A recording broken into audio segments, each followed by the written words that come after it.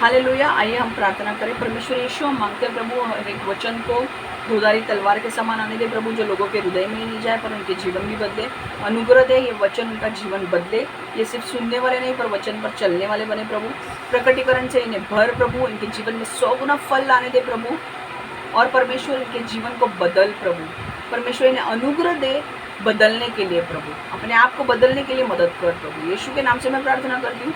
शैतान इनके जीवन से ये वचन चुरा ना पाए, यीशु के नाम से मैं प्रार्थना करती हूँ। आमेन आमेन आमेन। ओके, वचन है जजेस 15:8-13। जजेस 15:8-13, न्यायियों की पुस्तक 8 से 13। मैं इंग्लिश में पढ़ रही हूँ।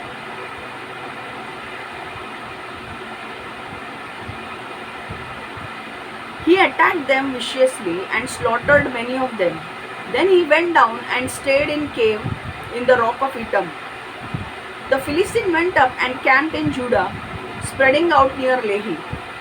The people of Judah asked, "Why have you come to fight us?" "We have come to take Samson prisoner," they answered. "We have come to take Samson prisoner," they answered, to do to him as he did to us. Then 3,000 men from Judah went down to the cave in the rock of Etam and said to Samson, "Don't you realize that the Philistines are rulers over us? What have you done to us?" He answered, "I merely did to them what they did to me." They said to him, "We have come to tie you up and hand you over to the Philistines." Samson said, "Swear to me that you won't kill me yourself." They agreed. They answered, "We will only tie you up and hand you over to them. We will not kill you." So they bound him with 2 new ropes and led him up from the rock. Okay.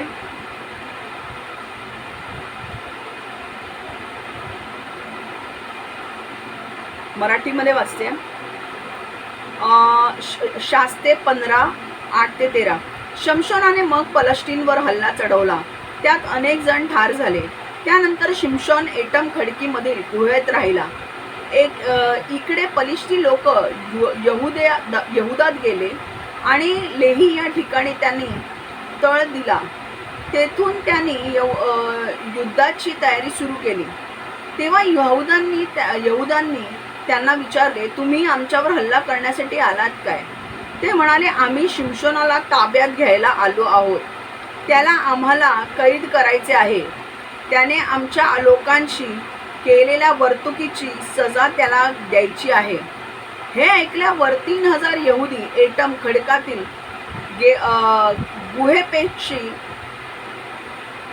गुहेपाशी शिमशोनाला भेटायला गेले. ते त्याला म्हणाले, "तू हे काय केलंयस? आपल्यावर पलिष्ठांचं राज्य आहे हे तुला समजत नाही का?" शिमशोन म्हणाला, "ते माझ्याशी जसे वागले तसंच त्यांना मी शिक्षा दिली आहे." त्यावर ते लोक शिमशोनाला म्हणाले, "आम्ही तुझ्या मुसक्या बांधून तुला पलिष्ठांच्या स्वाधीन करायला आलो आहोत." शिमशोन म्हणाला, "तुम्ही स्वतः मला इजा करणार नाही एवढा शब्द तुम्ही मला द्या." यहुदी म्हणाले, "मान्य आहे. आम्ही फक्त तुला बांधून पलिष्ठांच्या हवाली करत तुझ्या जीवाला धक्कलावणार नाही." त्याप्रमाणे त्यांनी शिमशोनाला 2 नवीन दोरखंडांनी बांधून गुहेतून वर आणले. हालेलुया.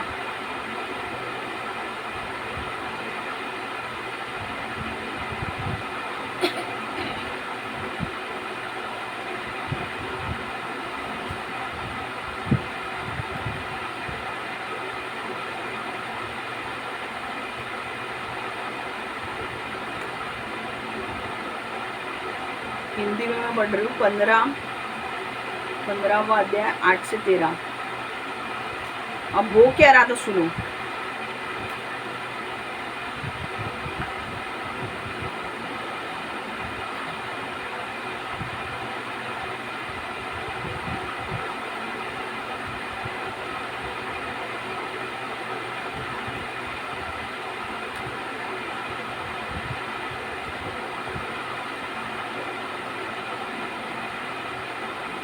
तब शिमशोन ने पलिश्ती लोगों पर आक्रमण किया। अब हो क्या रहा था, मैं स्टोरी बता रही हूँ और उसके बाद मैं हिंदी में पढ़ रही हूँ। अब स्टोरी क्या है देखो। लास्ट टाइम शिमशोन की पत्नी को किसी और को दिया और फिर शिमशोन भड़क गया। और शिमशोन ने क्या किया, शिमशोन ने 300 फॉक्सेस कोल्ह्यांना घेतलं, ओके, और उनके टेल को उन्होंने बांधा, पूंछ को उन्होंने बांधा और वहाँ पे एक टॉर्च लगाया और उन्हें छोड़ दिया। लोमड़ियों को, 300 लोमड़ियों को उन्होंने उनके पूंछ को बांध दिया। 300 लोमड़ियों को पैर पैर में बांधा, मतलब 150 लोमड़ियों की पैर बनाई, उनके पूंछ को बांधा और उसके पीछे टॉर्च लगा दिया। टॉर्च मतलब मशाल लगा दी और उनको छोड़ दिया फिलिस्तीन लोगों के खेतों में। जैसे वो फिलिस्तीन लोगों के खेतों में वो लोमड़ियों को छोड़ा गया तो लोमड़ियों ने जो खेत जो थे उन खेतों को बर्बाद कर दिया और उसके वजह से फिलिस्तीन लोग भड़क गए। और अब वो जाकर कहाँ छुप गया, इटाम करके जो ये था एक गुहा थी उसमें छुप गया।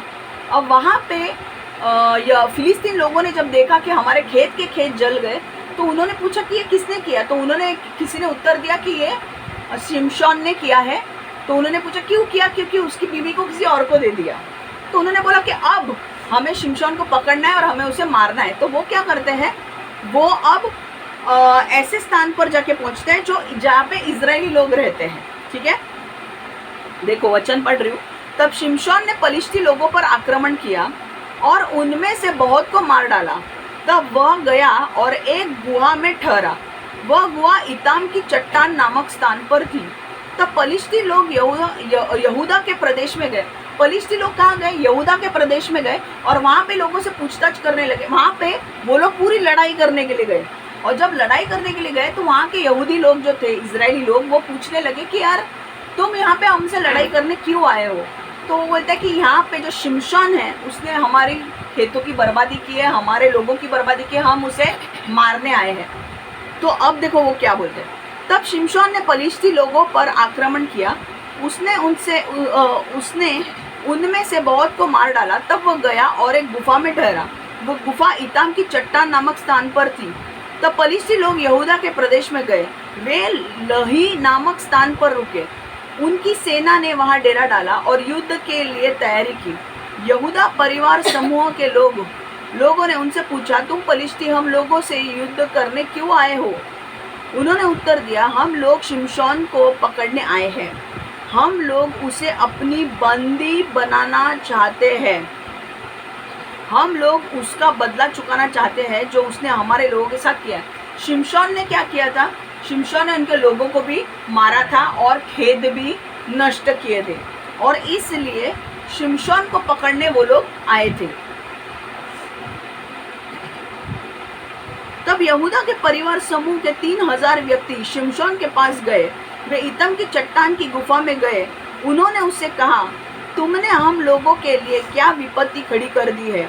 क्या तुम्हें पता नहीं है कि पलिश्ती लोग वे लोग हैं जो हम पर शासन करते हैं। अब यहूदा लोग जो थे, मतलब इजरायली लोग जो थे, वो इतम की गुहा में गए और वहाँ पे शिमशोन को पकड़कर बोले, तुझे पता नहीं है क्या, तूने क्या कर दिया है, तेरी वजह से हम सब फंस जाएंगे और हमें मार डालेंगे वो, तो हम तुझे पकड़ के उनके हवाले करना चाहते हैं क्योंकि ये लोग हमारे ऊपर शासन करते हैं। तो अब देखो, तब यहूदा के परिवार समूह के 3000 व्यक्ति शिमशोन के पास गए। वे इतम की चट्टान की गुफा में गए। उन्होंने उससे कहा, तुमने हम लोगों के लिए क्या विपत्ति खड़ी कर दी है। क्या तुम्हें पता नहीं है कि पलिश्ती लोग वे लोग हैं जो हम पर शासन करते हैं। शिमशोन ने उत्तर दिया, उन्होंने मेरे साथ जो किया उसका मैंने केवल बदला दिया है। तब उन्होंने शिमशोन से कहा, हम तुम्हें बंदी बनाना आए हैं। हम तुम्हें बंदी बनाने आए हैं। हम लोग तुम्हें पलिश्ती लोगों को दे देंगे। शिमशोन ने यहूदा के लोगों से कहा, प्रतिज्ञा करो कि तुम लोग स्वयं मुझ पर प्रहार नहीं करोगे। अब वो क्या करता है, वो कहता है कि देखो हम सिर्फ आए हैं, हम तुझे उठाएंगे और पलिश्ती लोगों को दे देंगे। तो शिमशोन उनसे बोलता है कि मुझे वादा करो कि तुम मुझे नहीं मारोगे, यहूदी लोग तुम मुझे नहीं मारोगे, तुम सिर्फ मुझे दे दोगे पलिश्ती लोगों को। तो कहते कि हाँ, हम तुम्हें मारेंगे नहीं, हम तुम्हें सिर्फ लेंगे और पलिश्ती लोगों को दे देंगे। तब यहूदियों के व्यक्तियों ने कहा, हम स्वीकार करते हैं कि हम लोग केवल तुम्हें बांधेंगे और तुम्हें पलिश्ती लोगों को दे देंगे। हम प्रतिज्ञा करते हैं कि हम तुमको जान से नहीं मारेंगे। अतः उन्हें शिमशोन को 2 नए रस्सियों से बांधा और वे उसे चट्टान की गुफा से बाहर ले गए। समझ में आ रहा है? अब यहाँ से सीखना क्या है? पहला पॉइंट आप लिख के लो। आज हम एक ही पॉइंट लिखने वाले हैं। When you don't have relationship with God, small things will make you fearful. When you don't have relationship with God, small things will make you fearful. जब तुम्हारा रिश्ता परमेश्वर के साथ नहीं है, तब छोटी छोटी चीजें से तुम डरोगे। जब तुम्हारा रिश्ता परमेश्वर के साथ नहीं है, तब तुम छोटी छोटी चीजों से डरोगे।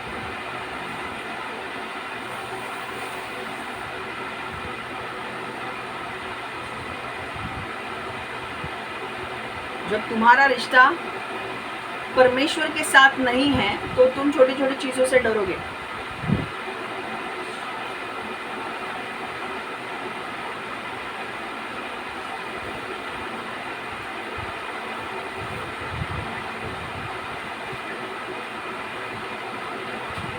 जेव्हा तुमचं नातं देवाबरोबर नसेल, तेव्हा तुम्हाला छोट्या छोट्या गोष्टींची भीती वाटेल। जेव्हा तुमचं नातं देवाबरोबर नसेल, तेव्हा तुम्हाला छोट्या छोट्या गोष्टींची भीती वाटेल। जेव्हा तुमचं नातं देवाबरोबर नसेल, तेव्हा तुम्हाला छोट्या छोट्या गोष्टींची भीती वाटेल। लिखा है? देखो अब यहाँ पे देखो, चलो सुनो।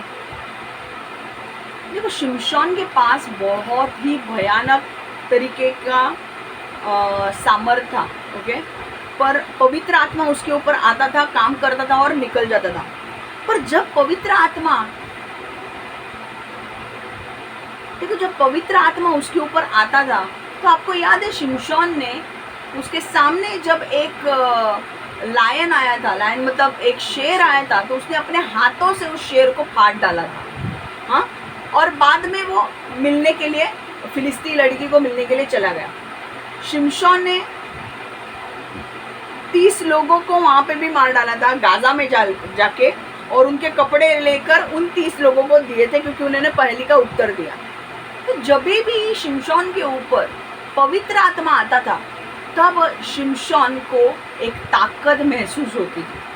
पर जिस समय शिमशोन के ऊपर से पवित्र आत्मा निकल जाता था, वो अपने आप को छोटी छोटी बातों से वो डरता था।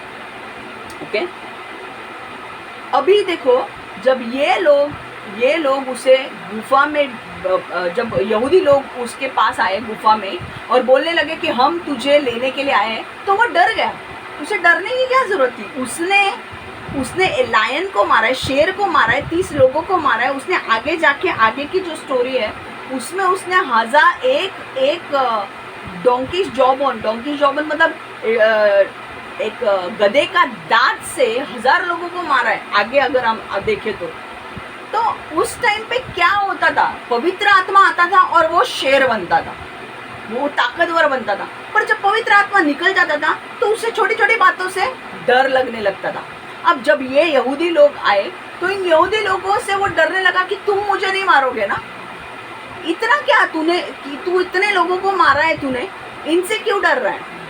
तो यहाँ से पॉइंट हमें सीखने का क्या है? देखो,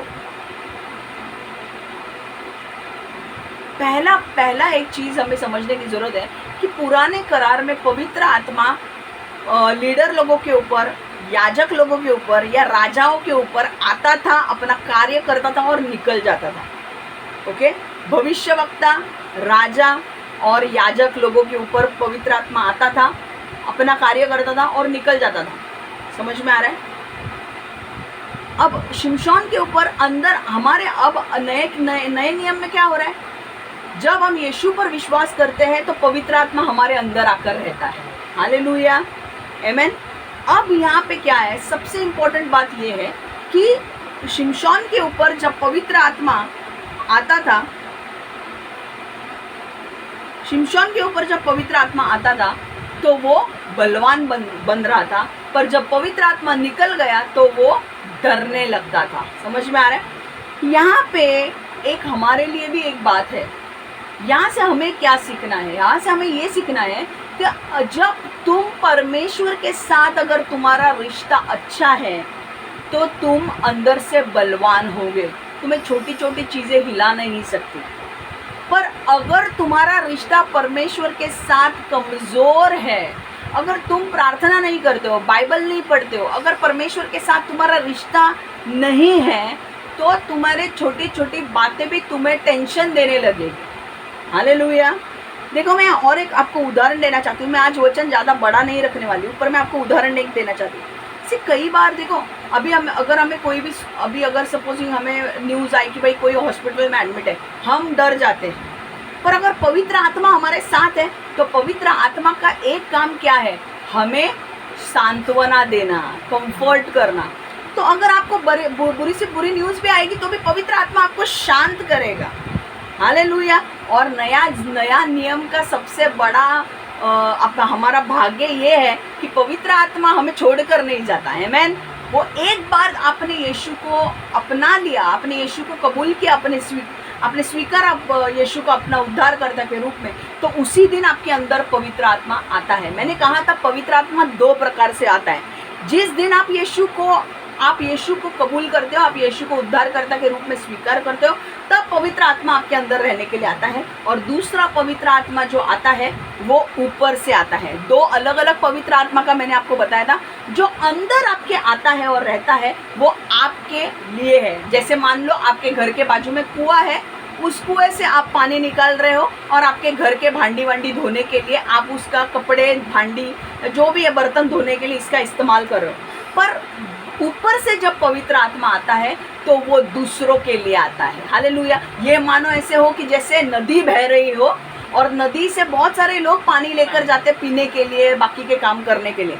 तो जब ऊपर से पवित्र आत्मा आपके ऊपर आता है तो आपके पास पवित्र आत्मा के वरदान आएंगे और उस वरदान के वजह से आप भविष्यवाणी करोगे, चंगाई करोगे, छुटकारा करोगे। ये होगा, राइट। ये हम किस में? नए नियम में हैं। हम अभी पुराने इसमें नहीं है, हम यीशु आने के बाद जी रहे हैं। तो यीशु आने के बाद का इम्पोर्टेंस क्या है कि यीशु आने के बाद जब हम यीशु पर विश्वास करते हैं तो पवित्र आत्मा हमारे अंदर रहने के लिए हमेशा के लिए आता है। तो जब अगर हमारा रिश्ता परमेश्वर के साथ मजबूत है, हमें कोई हिला नहीं सकता, कोई भी चीज हमें हिला नहीं सकती, कोई भी संकट हमें हिला नहीं सकता, कोई भी परिस्थिति हमें हिला नहीं सकती। क्यों? क्योंकि हमारा रिश्ता परमेश्वर के साथ है। जब हमारा रिश्ता परमेश्वर के साथ होता है तो क्या होता है? हमारे अंदर, मैंने क्या कहा, पिता, पुत्र, पवित्र आत्मा एक है। ट्रिनिटी मतलब त्रिएक परमेश्वर का एक भाग जो है पिता, पुत्र और पवित्र आत्मा, वो पवित्र आत्मा का एक भाग हमारे अंदर है। तो जब शैतान परेशानी लेकर भी आता है, पवित्र आत्मा तुरंत हमें सांत्वना देगा। हालेलुया। तुरंत हमें सांत्वना देगा। डरने की कोई बात नहीं। जिस चीज से आप डरते हो, परमेश्वर उस डर को खत्म कर देगा, आपके अंदर शांति लाएगा। और ये कब होगा? जब पवित्र आत्मा आपके अंदर आएगा तब। अगर आपका रिश्ता पवित्र आत्मा के साथ, परमेश्वर के साथ नहीं है, आपको लगता है, आप सोचो आपका एक दोस्त है, ओके, आपके ऑफिस में है, आपका एक फ्रेंड है ऑफिस में, बट वो आपका कलीग है, आप उससे थोड़ा ही बातें करते हो, ज़्यादा बातें नहीं करते, सिर्फ काम की बातें करते हो। अभी सपोजिंग अगर आपको अगर आपको ऐसा कुछ हो गया, आपको ज़रूरत पड़ी, तो आपको लगता है आप उससे बात कर पाओगे? नहीं। क्यों? क्योंकि आपका उसके साथ रिश्ता ही नहीं है कि नहीं? आप उससे बोल पाओगे क्या कि मेरी मुसीबत ऐसी, घर की बात बता पाओगे? नहीं, क्योंकि आपने उसके साथ रिश्ता ही बनाया नहीं है, बराबर कि नहीं? पर अगर आप आपके ऑफिस में काम करते हो और आपके ऑफिस में आपके पास ऐसे लोग हैं जो आपने उनके साथ बहुत अच्छी दोस्ती की है, आप उनके साथ बाहर जाते हो घूमने के लिए, आप उनके साथ वेकेशंस पे जाते हो, आप उनके साथ घर के रिलेशन कैसे, आप उनके घर पे जाते हो, वो आपके घर पे आते हैं, खाना खाते हैं, अगर ऐसा रिलेशन है तो बोलो मुझे, अगर आपके साथ अगर कुछ पैसों की भी आपको ज़रूरत पड़ी, तो क्या आप उस फ्रेंड को नहीं बोलोगे कि यार मेरे को 5,000 की ज़रूरत है, मेरे को प्लीज़ 5,000 दे दे, अभी मेरे पास नहीं है, जैसे आएंगे मैं तुझे दे दूँगा? आप हक से बोलोगे कि नहीं, क्योंकि उतना रिश्ता आपने उस फ्रेंड के साथ बना लिया है कि नहीं। वैसे ही सेम परमेश्वर के साथ होता है। जितना आपका रिश्ता परमेश्वर के साथ पावरफुल है, उतना मदद आपको ऊपर से आएगी। हालेलुया। कई बार आप ऐसे ही, कई बार आपका रिश्ता अगर इतना मजबूत है ना, आप ऐसे ही बैठोगे और आप प्रार्थना भी नहीं करोगे, आप सिर्फ अपने आप से बात करो कि अरे ऐसा हो रहा है वैसा हो रहा है। परमेश्वर आपकी बात सुनकर आपके लिए वो चीज़ें करेगा। क्यों? क्योंकि परमेश्वर बोलेगा अरे मेरा जो फ्रेंड है वो मुझे नहीं बोल रहा है, बट ये मेरा दोस्त है, ये मेरे साथ सब शेयर करता है। अच्छा इसको ये प्रॉब्लम है क्या? अच्छा इसको खाने को नहीं मिल रहा है, मैं किसी को भेजता हूँ जो उसको खाने के लिए उपलब्ध करेगा। मैं किसी को भेजता हूँ जो उसके लिए दूध उपलब्ध करेगा। मैं किसी को भेजता हूँ जो उसके लिए घर उपलब्ध करेगा। हालेलुया। आप क्या कर रहे हो? क्या आप परमेश्वर से बात कर रहे हो? मैं ये नहीं बोल रही हूँ आप प्रार्थना नहीं करनी है, प्रार्थना करनी है, वचन पढ़ना है, परमेश्वर के साथ रिश्ता बनाना ही है। ओके, मनुष्य के साथ रिश्ता बनाओ या ना बनाओ, परमेश्वर के साथ रिश्ता बनाओ ही बनाओ। बट कई बार आपको कई बार परमेश्वर आपके पर आपको पता है ये वचन है, परमेश्वर आपके प्रार्थना के पहले जानता है कि आपको क्या चाहिए। क्यों जानता है और क्यों करता है? क्योंकि आपने उसके साथ रिश्ता बनाया है। हालेलुया। अगर मैं उसके साथ रिश्ता, मेरा रिश्ता इतना अच्छा है कि मैं सिर्फ अगर ऐसे भी बैठूं और मैं सिर्फ अपने आप से भी बातें करूं, तो भी परमेश्वर बोलेगा मुझे मेरे बेटी को क्या देना है समझ में आ रहा है, मुझे पता है कि मेरी बेटी को ये चाहिए, मैं उसको आगे आने वाले हफ्ते में देने वाला हूँ। हालेलुया। मैं मांग रही हूँ क्या? नहीं, पर मेरा परमेश्वर सब सुन रहा है क्या चाहिए। मेरा परमेश्वर बोलता है मुझे मेरे बेटी से, मतलब मेरी बेटी और मेरा रिश्ता इतना अच्छा है कि मैं ज़रूरी नहीं है कि हम बात करें, प्रार्थना तो करनी चाहिए, प्रार्थना करनी चाहिए। बट कभी कभी अगर आप मेरे को बताओ, कभी कभी आपके नॉर्मली किसी भी रिलेशन में ये हो सकता है, मम्मी पापा और बच्चों के रिलेशन में हो सकता है, या आपके हस्बैंड एंड वाइफ के रिलेशन में हो सकता है, या आपके फ्रेंड्स के रिलेशन में हो सकता है कि अगर आपका दोस्त आके, आपका बहुत अच्छा दोस्त है और आके बैठा है और आप उसकी हर हरकत जानते हो और आज वो चुप बैठा है, तो आपको पता नहीं चलेगा कि उसे क्या हुआ है। आप बोलोगे ना क्या हुआ, बता क्या हुआ, इतना चुप क्यों है, अच्छा नहीं लग रहा है तू चुप है। ये क्यों जानते हो? क्योंकि आपको आपकी दोस्त की हरकतें पता है कि वो क्या करता है, और जब वो चुप है तो आपको पता है कि कुछ तो हुआ है। वैसे ही परमेश्वर, जब आप चुप हो जाते हैं, जब आपको चोट पहुंचती है, कई बार हम प्रार्थना भी नहीं कर पाते, तो हमारे अंदर से बाइबल कहता है पवित्र आत्मा हमारे लिए क्या करता है? मध्यस्थी प्रार्थना करता है। आमेन।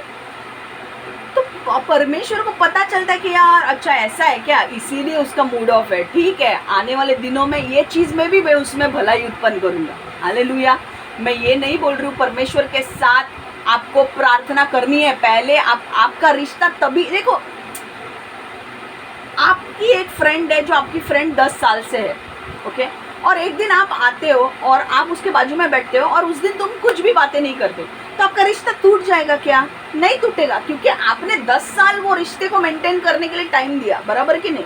आपने 10 साल इतना बोला है, एक दूसरे से बातें की कि एक दूसरे को आप जानते हो, और आज अगर आप चुप बैठे हो तो इसका मतलब ये नहीं है कि वो आपके से रिश्ता तोड़ देगी, राइट? वैसे ही परमेश्वर के साथ अगर कभी कभी होता है ना, हमें प्रार्थना करने को नहीं होता है, हमें ऐसा लगता है कि यार मुझे प्रार्थना हो ही नहीं रही है, आज मैं कोशिश कर रहा हूँ पर मैं बात नहीं कर पा रहा हूँ परमेश्वर से, बट परमेश्वर बोलता है कि यार मैं जानता हूँ तुझे क्या चाहिए। हालेलुया। परमेश्वर, कई बार आपको प्रार्थना करने को नहीं होगा, कई बार आपको बोलने को नहीं होगा। हन्ना रो रो के प्रार्थना, मुंह से शब्द नहीं निकल रहे थे उसके। एली को लगा वो दारू पी के आई है, उसने बोला मैं दारू पी के नहीं आई हूँ, मैं रो रही हूँ, मुझे प्रार्थना करने को नहीं हो रहा है। तो कई बार परमेश्वर, आपका रिश्ता अगर परमेश्वर के साथ मजबूत है ना, आपको कभी कभी ऐसा हो सकता है कि आपको बात करने की भी जरूरत नहीं, परमेश्वर ऐसे ही दे देगा। हालेलुया। आपका रिश्ता परमेश्वर के साथ मजबूत होना जरूरी है। अगर आपका रिश्ता परमेश्वर के साथ मजबूत नहीं है तो छोटी छोटी चीजें आपको हिला देगी, पर अगर परमेश्वर के साथ आपका रिश्ता मजबूत है तो कोई भी कितनी भी बड़ी चीज आने दो, आप हिलोगे नहीं। लोग आपको देख के बोलेंगे भाई इसको अभी क्या लाए इसको गिराने के लिए। पर ये गिरता ही नहीं है। अरे गिरेगा भी कैसे? इसका रिश्ता परमेश्वर के साथ है। परमेश्वर कैसे गिरने देगा? परमेश्वर अपने बेटियों को गिरने देगा? वो कभी फिसलने नहीं देगा। वो तेरे पाँव को फिसलने नहीं देगा, समझा? वो आपको फिसलने नहीं देगा। क्यों? वो फटाक से पकड़ लेगा आपको। क्यों? क्योंकि वो जानता है कि ये मेरा बेटा है, ये मेरी बेटी है जो मेरे साथ रिश्ता रखते हैं। कई बार लोग जो होते हैं ना, रिश्ते मेंटेन करने के लिए लोगों के साथ पता नहीं मैं क्यों बोल रही हूँ, मुझे मेरे इसमें नहीं था, बट कुछ लोग है ना परमेश्वर पे भरोसा करते नहीं है, लोगों के साथ रिश्ते बनाने में जुड़ जाते हैं। बड़े बड़े लोगों के साथ उनको रिश्ते बनाने में बहुत अच्छा लगता है। क्यों? क्योंकि उनको ऐसा लगता है कि अगर हम बड़े बड़े लोगों के साथ रिश्ते बनाएंगे, जो पैसे वाले लोग हैं, तो हमें कभी भी जब ज़रूरत पड़ेगी तो वो लोग हमें मदद करेंगे। इसलिए वो लोग ना बड़े बड़े लोगों को इम्प्रेस करने की कोशिश करते हैं। हाँ, है वो मिडिल क्लास लोग, पर बड़े बड़े लोगों के साथ दोस्ती करनी है उनको। क्यों? क्योंकि पैसा बोलता है। मैं आपको बोलूँ, वो बड़े लोग भी आपके काम में नहीं आएंगे। आमीन। कुछ बड़े बड़े लोग उनके रिश्ते, वो अपने से रिश्ते जब बनाते हैं, बड़े बड़े बिजनेसमैन, वो कभी छोटे लोगों से रिश्ते नहीं बनाते, वो अपने लेवल के लोगों से रिश्ते बनाते हैं। क्यों? क्योंकि उनको स्टेटस मेंटेन करना होता है। पर मैं एक बात बोलूँ, तुम जिन लोगों को स्टेटस मेंटेन करने के लिए अपनी बेटी अपना बेटा देते हो ना, मैं एक चीज़ बोलती हूँ, एक दिन ऐसा भी आ सकता है कि वो भी आपको मदद करने के लिए नहीं आएंगे, आपके स्टेटस के होके भी पर आपको परमेश्वर आएगा मदद करने के लिए। हालेलुया, आमीन। क्योंकि जहाँ पर तुम हो, शायद से तुम्हारा फोन नहीं लग सकता है उनको, है कि नहीं? तुम ऐसे जगह पे फंस सकते हो जहाँ पे तुम बीमार पड़े हो, तुम्हें फोन उठाने की भी ताकत नहीं है। परमेश्वर कोई भी स्थिति ला सकता है तुम्हें सिर्फ दिखाने के लिए कि तुम्हारे बड़े बड़े दोस्त, पैसे वाले दोस्त काम में नहीं आएंगे, मैं काम में आऊंगा, क्योंकि मैं सब देख रहा हूँ। हालेलुया। अगर किसी के साथ तुम्हें दोस्ती बनानी है तो परमेश्वर के साथ दोस्ती बनाओ, जितनी अच्छी, क्योंकि वो मनुष्य नहीं है जो बोल के मुकर जाए, वो मनुष्य नहीं है जो झूठ बोले। परमेश्वर सच्चा है, परमेश्वर झूठ कभी बोलता नहीं है। एक उदाहरण मैं दे रही हूँ, 1 शमूएल 13 7 से 11 हम पढ़ेंगे। 1 शमूएल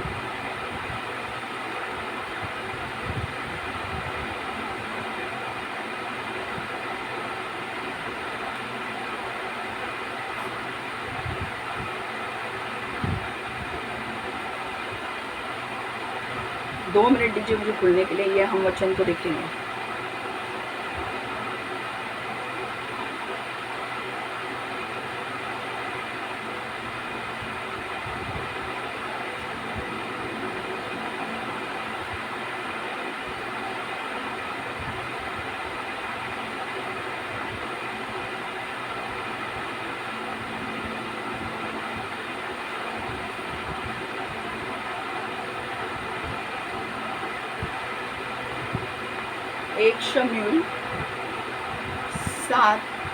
एक शमूएल 13 लिख के लीजिए। 1 शमूएल 13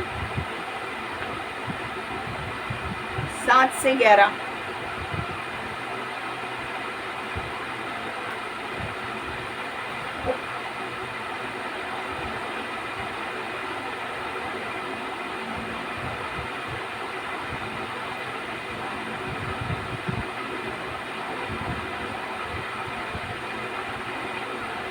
ओके, 1 शमूएल 13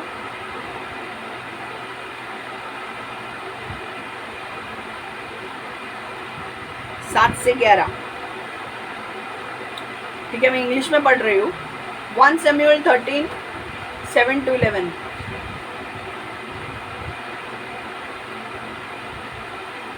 Some Hebrews even crossed the Jordan to the land of Gad and Gilead. Saul remained at Gilgal, and all the troops with him were quaking with fear. He waited 7 days, the time set by Samuel. But Samuel did not come to Gilgal, and Saul's men began to scatter. So he said, "Bring me the burnt offering and fellowship offerings." And Saul offered up the burnt offering. Just as he finished making the offerings, Samuel arrived, and Saul went out to greet him. "Why? What have you done?" asked Samuel. Saul replied, when I saw that the men were scattering and that you did not come at the set time and that the Philistines were assembling at Michmash, I thought now the Philistines will come down against me at Gilgal and I have not sought Lord's favor, so I felt compelled to offer the burnt offering. Okay, 7 से 12 मैंने पढ़ा है. अब ये हो क्या रहा था मैं बताती हूँ, फिर हम हिंदी में देखेंगे. ये जो था हमने अभी क्या पढ़ा, 1 सैमुअल 7:13-7-12 पढ़ा हमने. अब स्टोरी क्या है मैं बताती हूँ क्या हो रहा था. शाऊल जो था वो राजा था. ओके, और शाऊल के बाद राजा कौन बना, दाऊद. पर शाऊल का काम क्या था, शाऊल को लड़ाई लड़ना था. फिलिस्ती लोग लड़ाई करने आ रहे थे और शमूएल जो भविष्यवक्ता था उसने कहा था कि मैं आके बलि वेदी पर चढ़ाऊंगा. और ये भविष्यवक्ता का काम था कि बलि वेदी पर चढ़ाना, ये शमूएल का काम था. और शमूएल ने शाऊल को क्या कहा कि मुझे 7 दिन का टाइम दे, 7 दिन के बाद मैं आऊँगा, 7 दिन में मैं आकर जाऊँगा.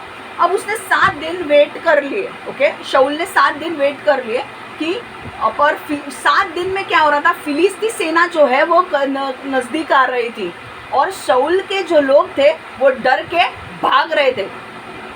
शाऊल की जो मिलिट्री के लोग थे वो डर के भाग रहे थे. अब 7 दिन हो गए थे तभी भी शमूएल नहीं आया, तो ये डर गया. ये डर के इसने क्या किया, खुद ने बलि चढ़ा दी. और जब उसने बलि चढ़ा दी उसने बहुत बड़ा पाप किया. जो काम भविष्यवक्ता को करना था वो उसने किया. और इसीलिए फिर परमेश्वर नाराज होके परमेश्वर ने कहा, शाऊल मैं तेरा राज्य को तोड़ रहा हूँ और तेरा राज्य मैं दाऊद को दे रहा हूँ. समझ में आ रहा है. तो यहाँ पे क्या आया, डर उसके अंदर आ गया. बलि चढ़ाने के लिए 7 दिन तक टाइम दिया था. 8वां 9वां दिन तक शमूएल आ गया. ओके, वेदी चढ़ाने के लिए. पर उसने क्या कहा, मैं डर गया, फिलिस्ती लोग, मुझे लगा कि फिलिस्ती लोग आके मुझे मारेंगे और मैंने परमेश्वर के बलि नहीं चढ़ाई है, जो तुझे चढ़ानी थी वो मैंने चढ़ा दी ताकि परमेश्वर का अनुग्रह मुझ पर आए. बट परमेश्वर का अनुग्रह नहीं आया. इनफैक्ट परमेश्वर क्रोधित हुआ कि तुझे हाथ नहीं लगाना चाहिए था, वो काम शमूएल का था. पर यहाँ पर हम सीखते क्या है कि जब तुम्हारे दुश्मन तुम्हारे करीब आते हुए तुम देखते हो, वो डरने लगा. क्यों डरने लगा, क्योंकि उसका रिलेशनशिप परमेश्वर के साथ स्ट्रांग नहीं था. इसलिए वो क्या किया, उसने छोटी सी बात, जब फिलिस्ती लोग आने लगे उसके पास, अगर उसका रिश्ता परमेश्वर के साथ स्ट्रांग होता तो बोलता, परमेश्वर मैं नहीं जानता ये सेना के साथ कैसे लड़ाई करनी है, तू लड़. परमेश्वर खुद लड़ता फिलिस्ती लोगों के साथ. पर क्योंकि शाऊल ने कभी भी परमेश्वर के साथ अच्छा रिश्ता नहीं रखा, उसके अंदर डर आया. और मैंने कहा ना, जब तुम परमेश्वर के साथ रिश्ता नहीं रखते हो, परमेश्वर एक ही है जो तुम्हें सामर्थ देता है. जब तुम्हारा रिश्ता परमेश्वर के साथ स्ट्रांग है तो कितनी भी बड़ी समस्या क्यों ना आने दो, परमेश्वर तुम्हें स्ट्रांग बनाएगा और तुम्हें उस समस्या का सामना करने के लिए मदद करेगा. बट शाऊल ने क्या किया, परमेश्वर के साथ रिश्ता नहीं. जब फिलिस्ती लोग आने लगे वो डरने लगा और जो काम उसे नहीं करना था वो उसने कर दिया. उसने बलि चढ़ा दी. और शमूएल जब आया, शमूएल ने बोला, तूने क्या किया. उसने बोला, मैंने फिलिस्ती लोग आ रहे थे, मैं डर गया, मैंने बलि चढ़ा दी. और फिर शमूएल आगे जाके बोलता है कि परमेश्वर तुझसे क्रोधित हुआ है और तेरा राज्य तोड़कर वो दाऊद को दे रहा है, वो किसी और को दे रहा है. ऐसे बोला उसने, क्योंकि दाऊद से भी ये जलन खाता था. समझ में आ रहा है. अब मैं हिंदी में और मराठी में पढ़ रही हूँ. 1 शमूएल 13:7-11. काही तर यर्दन नदी पलीकडे गाद गिलाद या प्रांतात पळाले. शाऊल यावेळी गिलगल येथेच होता. कोण पळाले, शाऊल के मिलिट्री के लोग थे ना, वो भाग गए, सैनिक भाग गए क्योंकि फलिस्ती लोगों को देखकर. वो ना मिलिट्री लोग जो सैन्य है. इसीलिए मैं बोलती हूँ ना कि हमारे मिलिट्री के ऊपर डिपेंड नहीं रहना है. हम यस, हमारी मिलिट्री इम्पोर्टेंट है, इंडिया की military, army, navy, air force important है. पर हमारे सबसे ज़्यादा घोड़े ना रथ विजय दिलाएंगे. कौन विजय दिलाएगा, परमेश्वर विजय दिलाएगा.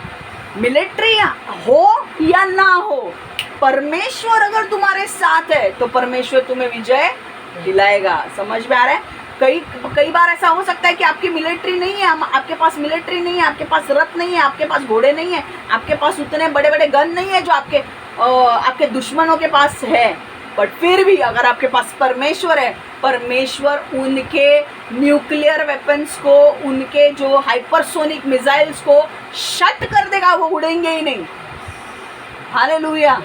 वो बॉर्डर के पार आ ही नहीं सकते। अगर 3000 किलोमीटर का अगर रेंज है या 5000 किलोमीटर का रेंज है, जो यहाँ से मानो सिंगापुर जाके गिर सकता है, या इतना लंबा रेंज का मिसाइल अगर तैयार किया है और तुम्हारे पास नहीं है मिसाइल, तुम्हारे कंट्री के पास इतना बड़ा मिसाइल नहीं है, रोकने के लिए भी कुछ नहीं है, अब कौन तुम्हें बचाएगा? तुम्हें परमेश्वर बचाएगा। परमेश्वर बोलेगा इसके मिसाइल, जो हाइपरसोनिक मिसाइल जो है या जो भी मिसाइल्स है, ये मिसाइल्स उनके ऊपर ही ट्रैक करके उन्हीं के ऊपर जाने चाहिए और बॉर्डर के पार आने ही नहीं चाहिए। आपको पता है, अभी जो हमारी लड़ाई हुई ऑपरेशन सिंदूर में, मैंने एक प्रार्थना की थी कि परमेश्वर उनके जो हथियार है ना, वो हमारे पास आए ही ना, वो माल फंक्शन होके उधर ही गिर जाए। और सच में ऐसा हुआ है।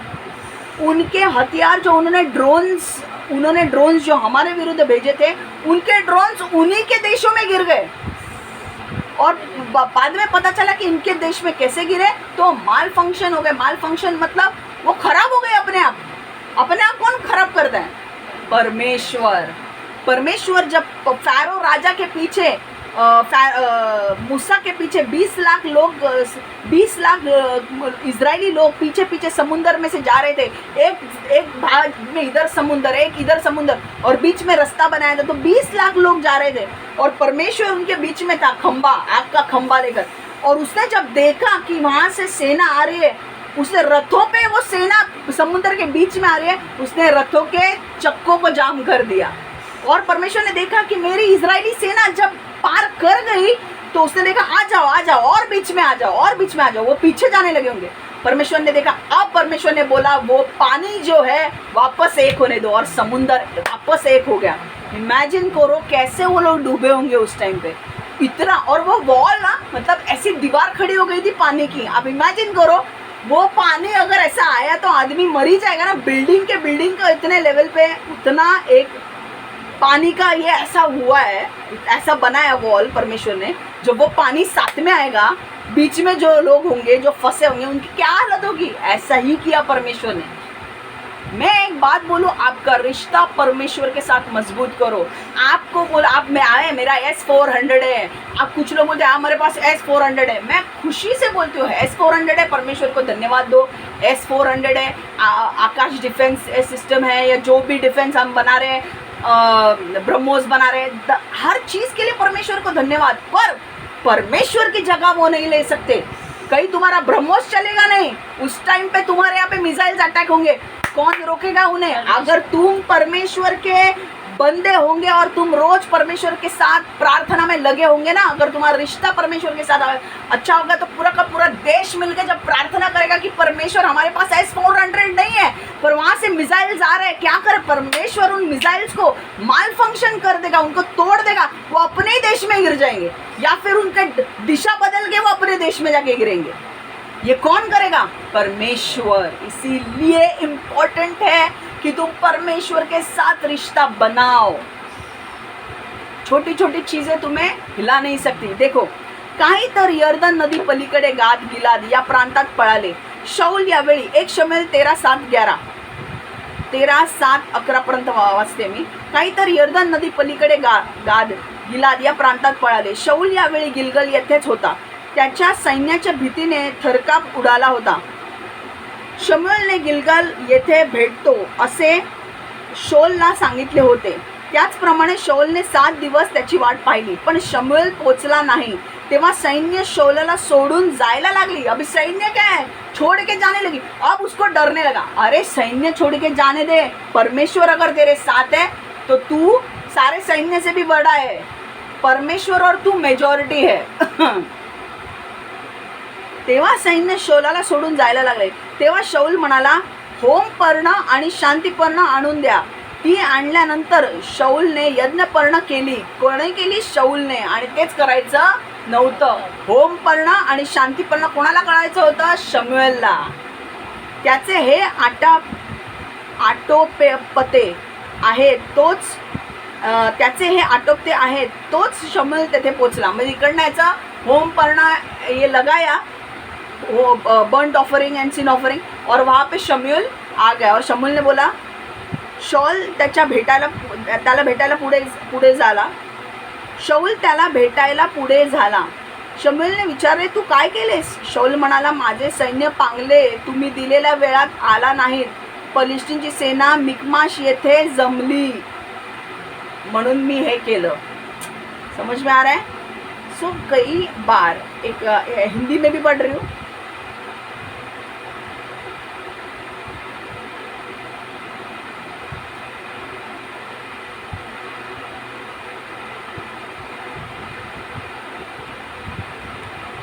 कुछ हिब्रू यर्दन नदी पार कर गाद और गिलाद प्रदेश में भी भाग गए. शाऊल तब तक गिलगाल में था. उसकी सेना के सभी सैनिक भय से कांप रहे थे. शमूएल ने कहा कि वह शाऊल से गिलगल में मिलेगा. शाऊल ने वहां 7 दिन तक प्रतीक्षा की, किंतु शमूएल तभी भी गिलगल नहीं पहुंचा था और सैनिक शाऊल को छोड़ने लगे. इसलिए शाऊल ने कहा, मेरे लिए होम बलि और मेल बलि लाओ. तब शाऊल ने होम बलि चढ़ाई. जो ही शाऊल ने बलि भेंट चढ़ानी समाप्त की, शमूएल आ गया. शाऊल ने उससे मिलने गया. शमूएल ने पूछा, यह तुमने क्या कर दिया? शाऊल ने उत्तर दिया, मैंने सैनिकों को अपनों को छोड़ते देखा और तुम तब तक यहाँ नहीं थे और पलिश्ती मिकमाश में इकट्ठा हो रहे थे. मैंने अपने मन में सोचा, पलिश्ती यहाँ गिलगल में आकर मुझ पर आक्रमण करेंगे, और मैंने अब तक यहोवा से हमारी सहायता करने के लिए याचना नहीं की है. अतः मैंने अपने को विवश किया और मैंने होम बलि चढ़ाई. पर उसके बाद क्या हुआ? उसके बाद अगर स्टोरी ऐसी होती है कि परमेश्वर इतना गुस्सा हो जाता है शाऊल से कि परमेश्वर बोलता है, मैं तेरे राज्य को तोड़ रहा हूँ. समझ में आ रहा है? और एक चीज हम पढ़ेंगे, मजा आ रहा है क्या? एक लास्ट, दानियल 6:16 से 21.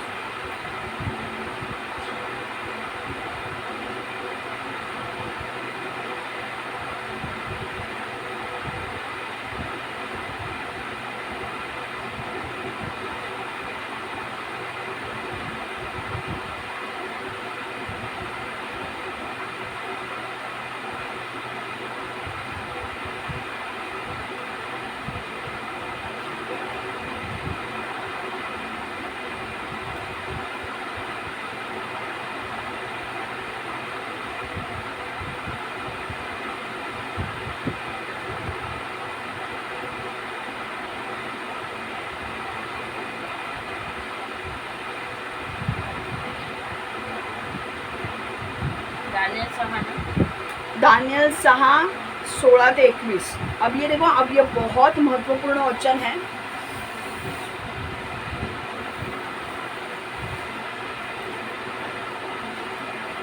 ओके, मैं इंग्लिश में पढ़ रही हूँ, फिर हिंदी में पढ़ूंगी. Daniel 6:6 Daniel 6:16-21. So the king gave the order, and they brought Daniel and threw him into the lion's den. The king said to Daniel, may your God whom you serve continually rescue you. A stone was brought and placed over the mouth of the den, and the king sealed it with his own signet ring and with the ring of his nobles, so that the Daniel situation might not be changed. Then the king returned to his palace and spent the night without eating, without any entertainment being brought to him, and he could not sleep. At the first light of dawn, the king got up and hurried to the lion's den.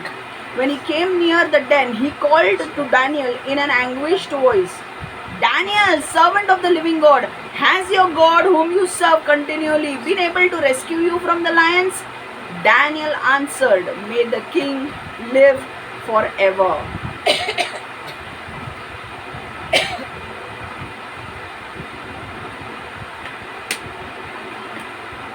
एक minute.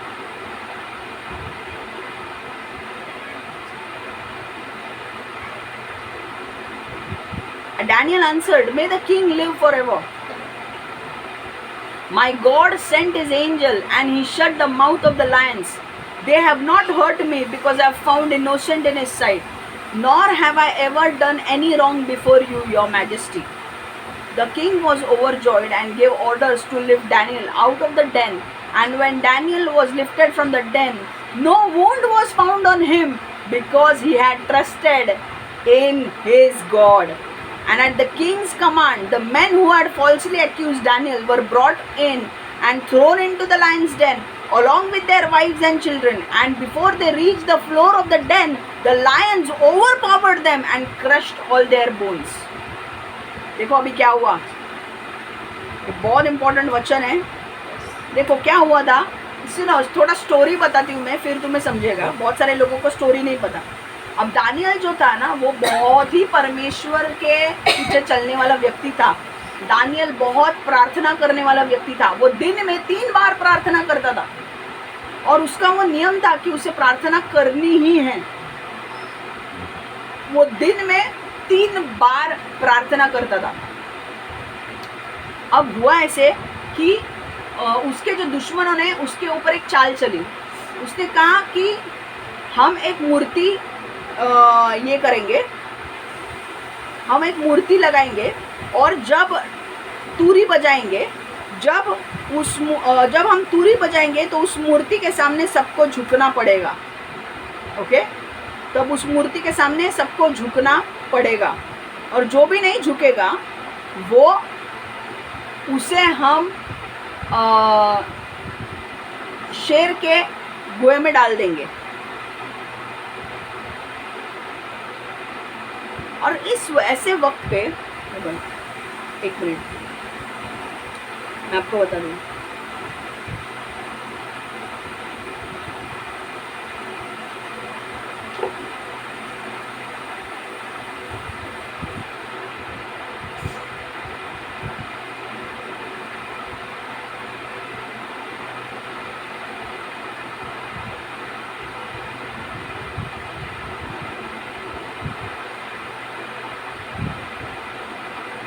Daniel अगर आप 6:10 पढ़ेंगे तो वहाँ पे देखो क्या लिखा है। दानियल तो सदा ही प्रतिदिन 3 बार परमेश्वर से प्रार्थना किया करता था।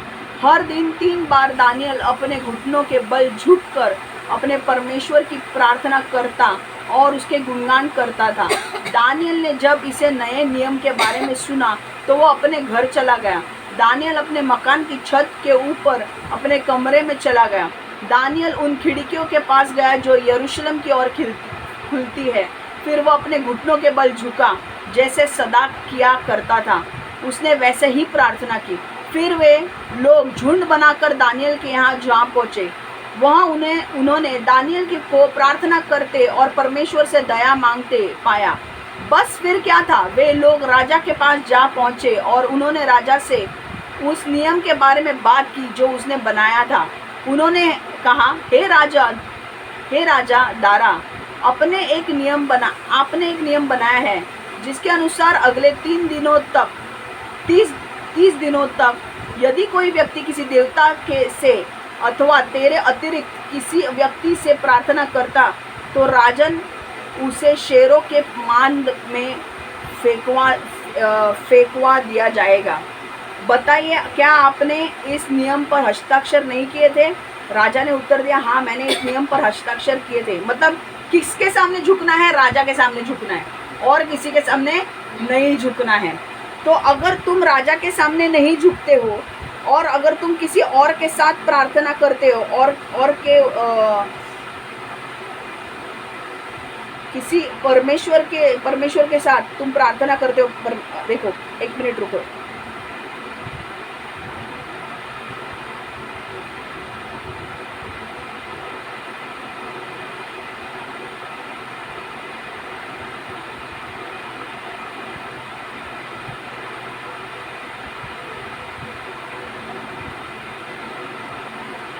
उन्होंने क्या रूल लाया था पता है? उन्होंने ये रूल लाया था, देखो मैं इंग्लिश में पढ़ रही हूँ, Daniel 6:7। The royal administrators, prefects, satraps, advisors, and governors have all agreed that the king should issue an edict and enforce the decree that anyone who pray to any god or human being during the next 30 days shall except to you, your majesty, shall be thrown in the lion's den. ये कहाँ है? Daniel 6:7 से Daniel 6:7वां अध्याय पढ़ा मैंने, Daniel 6:7 Hindi में पढ़ रही हूँ। मतलब स्टार्टिंग बता रही हूँ आपको कि क्या हुआ था, क्योंकि बहुत सारे लोगों को स्टार्टिंग पता नहीं है। कुछ लोगों ने दानियल के विषय में, दानियल से कुछ लोग, दानियल इतना एक्सीलेंट था, उसमें पवित्र आत्मा था, और दानियल को इतने लोग जलन रखते थे दानियल के ऊपर, क्योंकि वो राजा के भवन में दानियल को एक स्पेशल पोजीशन दी गई थी, और राजा के जो दूसरे जो दरबार के लोग थे ना, वो उससे जलते थे। तो वो चाहते थे कि कैसे भी करके दानियल पकड़ा जाए और दानियल को शेर की गुफा में डाला जाए। तो क्या करना चाहिए हमें? अब इन्होंने बहुत सारे पॉइंट्स निकालने की कोशिश की, पर कहीं पर भी वो दानियल को पकड़ नहीं पाए, क्योंकि दानियल होशियार था, उसमें पवित्र आत्मा था। बाइबल कहता है कि Daniel had an excellent spirit. What is the excellent spirit? Excellent spirit is the Holi spirit. Okay, तो अब हुआ कि दानियल के पास ये लोग ने बोला कि दानियल एक चीज करता है, दानियल रोज दिन में 3 बार प्रार्थना करता है, अगर हम उसकी प्रार्थना रुकवा दे तो हम कामयाब हो सकते हैं। तो उन्होंने क्या किया? उन्होंने 7वां अध्याय में पढ़ेंगे। सो वे दोनों पर्यवेक्षक और प्रांत अधिपति टोला बनकर राजा के पास गए। मैं दानियल 6 और 7 पढ़ रही हूँ। उन्होंने कहा, हे राजा दारा, तुम अमर रहो। हम सभी पर्यवेक्षक, हाकिम, प्रांत अधिपति, मंत्री और राज्यपाल किसी एक बात पर सहमत है। हमारा विचार है कि राजा को यह नियम बना देना चाहिए और हर व्यक्ति को इस नियम का पालन करना चाहिए। वह नियम यह है कि यदि अगले 30 दिनों तक कोई भी व्यक्ति है राजा आपको छोड़ किसी और देवता या व्यक्ति की प्रार्थना करे तो उस व्यक्ति को शेर की मांद में डाला जाए। आमीन। यही मैं अभी मराठी में पढ़ रही हूँ।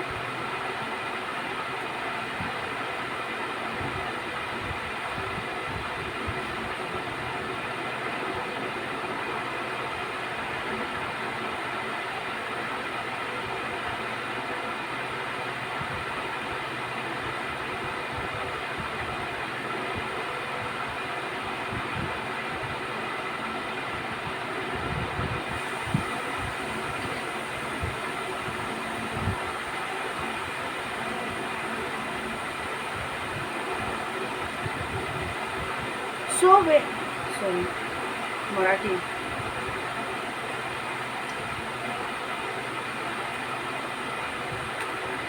मराठीमध्ये दानियल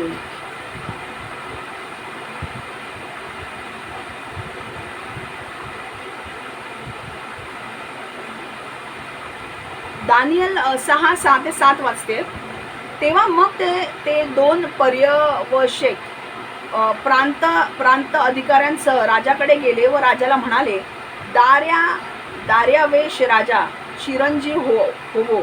एक ठराव काढण्याबाबत पर्यवेक्षक, मुलकी अधिकारी, प्रांताधिकारी, सल्लागार व राज्यपाल यांचे एकमत झाले आहे।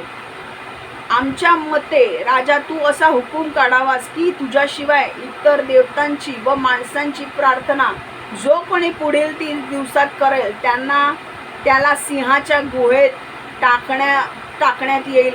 सर्वांनी हा कायदा पाळला पाहिजे। कळलं?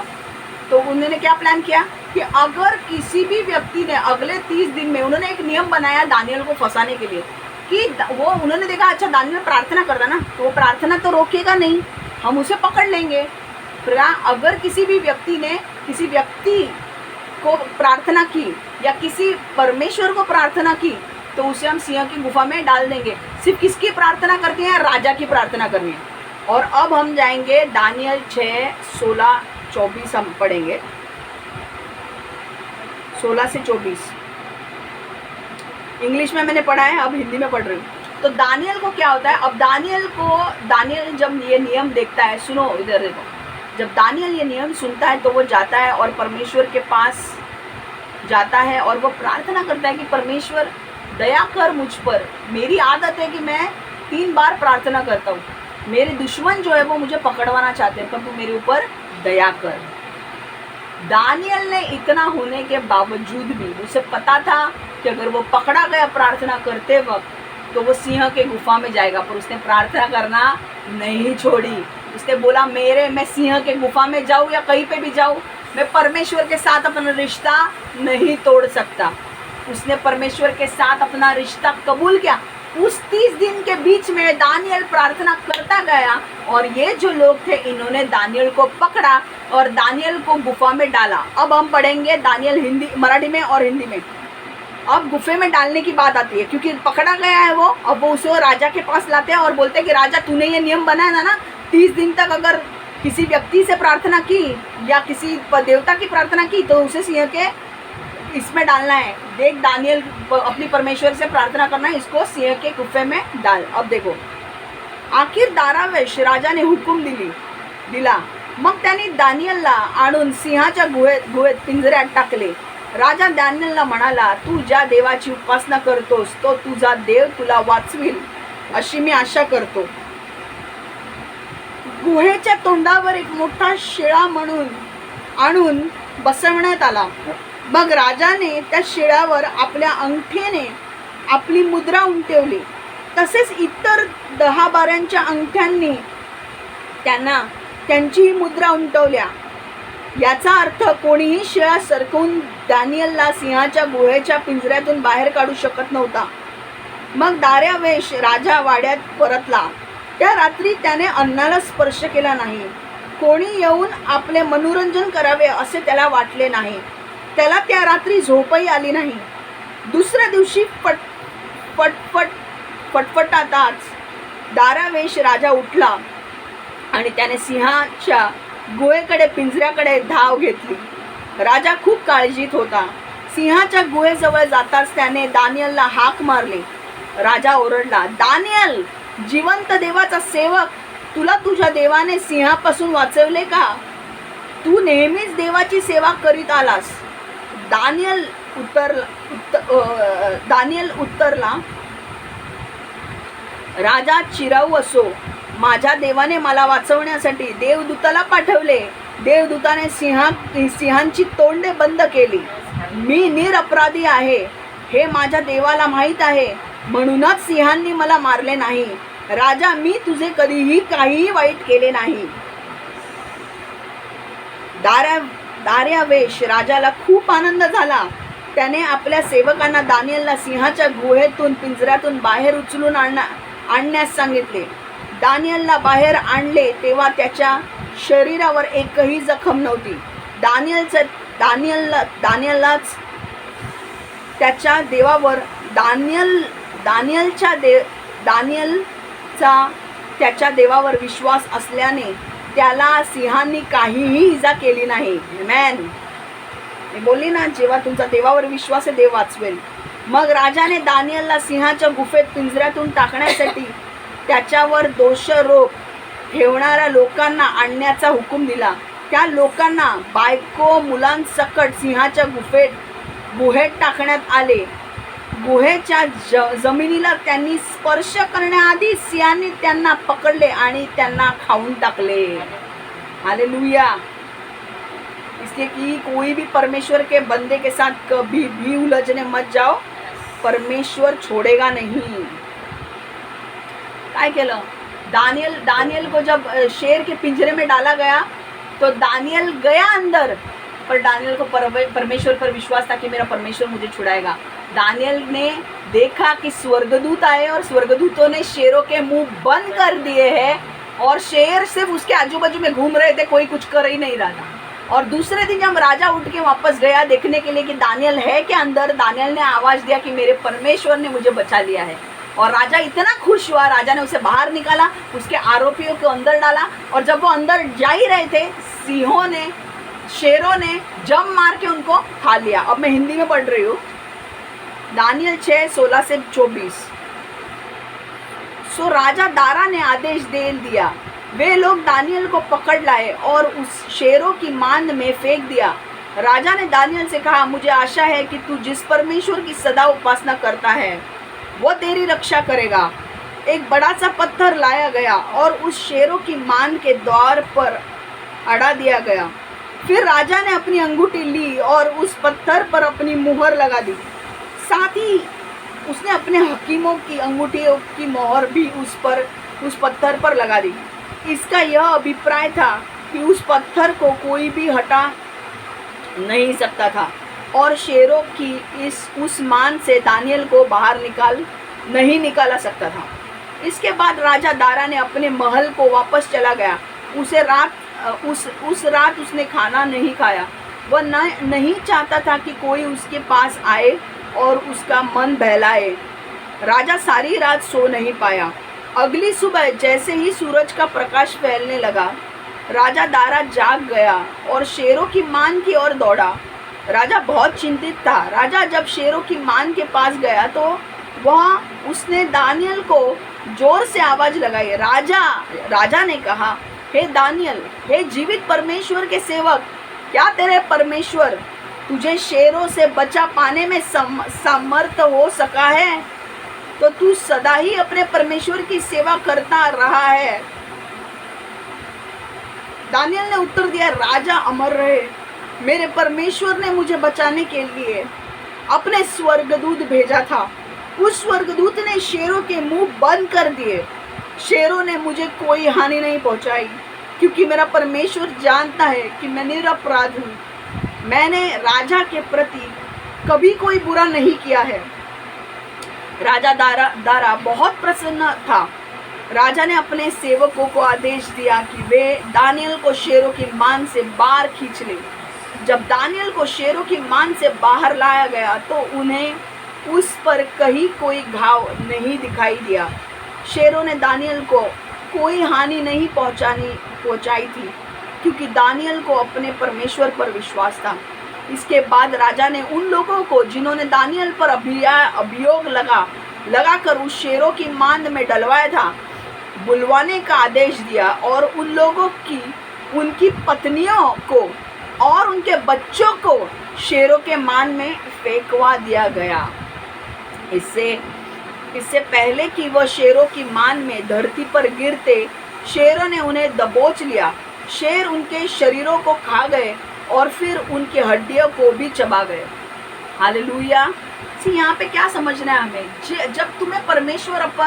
जब तुम्हारा रिश्ता परमेश्वर के साथ अच्छा है, चाहे तुम्हें शेर के पिंजरे में डाल दिया जाए या आग में डाल दिया जाए, कहीं पे भी डाल दिया जाए, परमेश्वर तुम्हें छुड़ाएगा।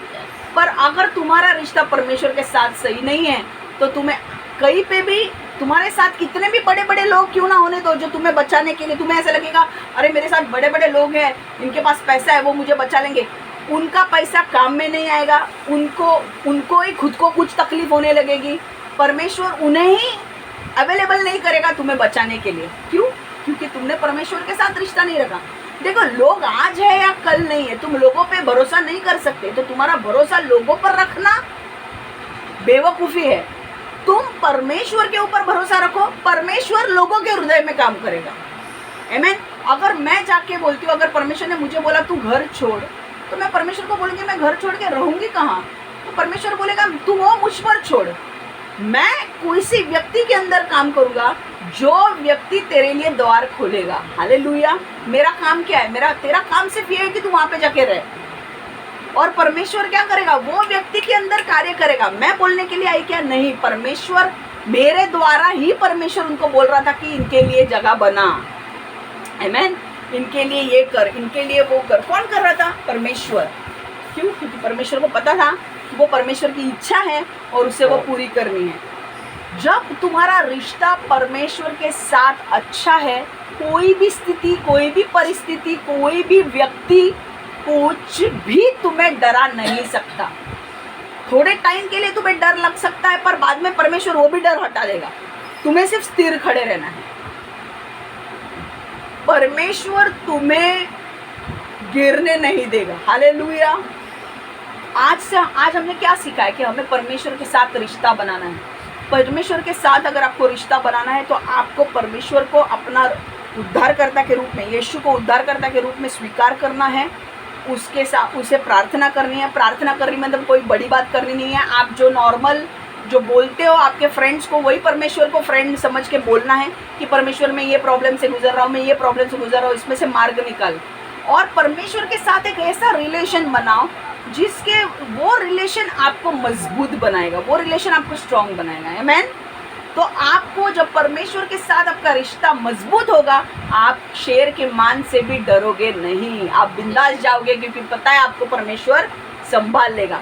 पर शाऊल का रिश्ता परमेश्वर के साथ नहीं था, इसलिए वो डर गया और उसने गलती कर दी। दानियल का रिश्ता परमेश्वर के साथ अच्छा था, क्योंकि वो हर दिन 3 बार परमेश्वर के साथ प्रार्थना में लगता था, इसलिए उसका रिश्ता इतना स्ट्रांग था। उसे पता था शेरों की मान मुझे वो शेर कुछ नहीं कर सके। आपको पता है एक शेर इतना बड़ा होता है, 5-5, 6-6 फीट के एक शेर होते हैं। एक सामने भी आ गए तो हम डर जाएंगे। ऐसे 5-5 या 6-6 शेर नीचे थे, पर स्वर्गदूत ने उनका मुंह ही बंद कर दिया। हालेलुया। यू नो, तो परमेश्वर के साथ अगर आपने रिश्ता रखा है ना, तो आपको किसी से डरने की ज़रूरत नहीं है। परमेश्वर आपके लिए मार्ग खोलेगा और आपके लिए मार्ग बनाएगा और आपको जिंदा रखेगा उसके मकसद को पूरा करने के लिए। आमेन। ओके, तो यहीं पे हम अपना वचन समाप्त करते हैं। परमेश्वर यीशु, हम आज के वचन को तेरे हाथ में देते हैं प्रभु। हम मांगते हैं तेरी उपस्थिति आप पे जोरों से आने दे, हर एक को छू ले, हर एक के जीवन को बदल। ये वचन के द्वारा परमेश्वर के जीवन में प्रकटीकरण आने दे कि इनको परमेश्वर के साथ रिश्ता बनाना है, लोगों के साथ नहीं। लोगों के साथ भी रिश्ता बनाना है, बट जो परमेश्वर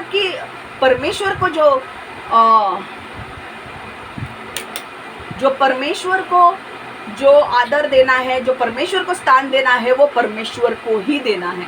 हमें लोगों के पीछे नहीं भागना है, हमें परमेश्वर के पीछे भागना है, क्योंकि परमेश्वर का वचन कहता है seek the kingdom of God first and everything will be added on to you. परमेश्वर के राज्य की खोज कर और सारी कुछ चीज़ें तुझे मिल जाएगी। हालेलुया। परमेश्वर, मैं मांगती हूँ प्रभु तेरी दया हमारे ऊपर होने दे, और परमेश्वर हर एक को ब्लेस कर, आशीर्वादित कर, और इस वचन को अपने अंदर लेने के लिए मदद कर और वचन पर चलने के लिए मदद कर। सिर्फ सुनने वाले लोग नहीं, वचन पर चलने वाले लोग बने प्रभु। यीशु के नाम से हम मांगते हैं। Amen, amen, amen. God bless you all. Take care.